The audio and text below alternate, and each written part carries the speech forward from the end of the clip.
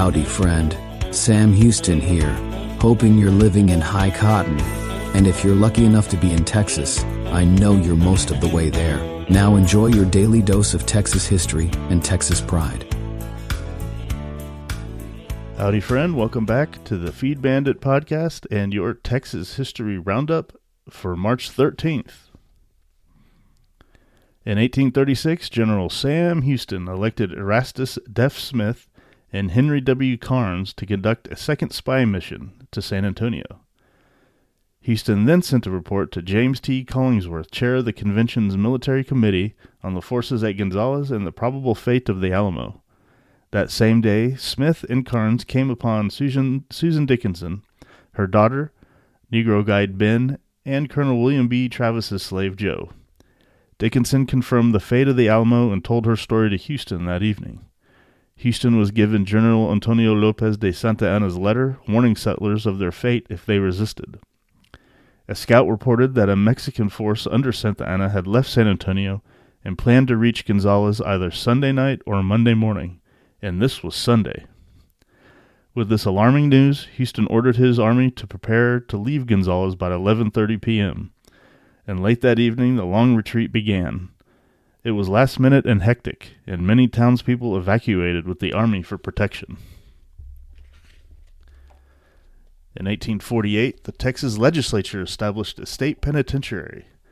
Huntsville was selected as the site, and the construction began on August 5th. In October 1849, the first prisoner, William G. Sansom, a convicted horse thief, was incarcerated in the partially completed penitentiary. The law indicated that it was to be a place of discipline, where inmate labor would offset expenses.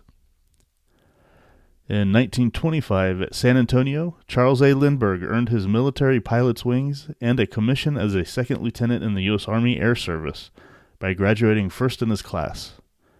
In March 1924, 2 weeks before enrolling in the program at Brooks Field, Lindbergh and friend Leon Klink had attempted to fly from San Antonio to California, but mistook the Uvalde and Northern Railroad for the Southern Pacific Railroad and landed at Camp Wood.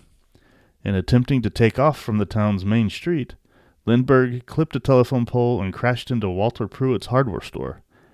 After several days' delay, during which new parts were obtained and repairs made, they took off successfully from the main street. A park and street in Camp Wood were named Lindbergh and Klink, respectively. In 1956, David Skippy Browning Jr. died in a plane crash during a training flight in Kansas. At UT Austin, he was an All-American diver for 3 years, and Browning won 8 Amateur Athletic Union National Diving Championships, 2 NCAA crowns, and a diving gold medal at the 1952 Helsinki Olympics. Browning is a member of the International Swimming Hall of Fame. And finally, in 2002, Fort Worth native Polly A. Riley, one of Texas's greatest women golfers, passed away. She was a 6-time member of the Curtis Cup team and served as captain in 1962. Riley played the great Mildred Babe Derrickson Zaharias 5 times in head-to-head competition and won 3 times, making her the only player to have a career advantage of Zaharias. Riley is a member of the Texas Sports Hall of Fame. All right, that, my friend, was your Texas History Roundup for March 13th. Thanks so much for listening, and we'll catch you right back here tomorrow on the next one.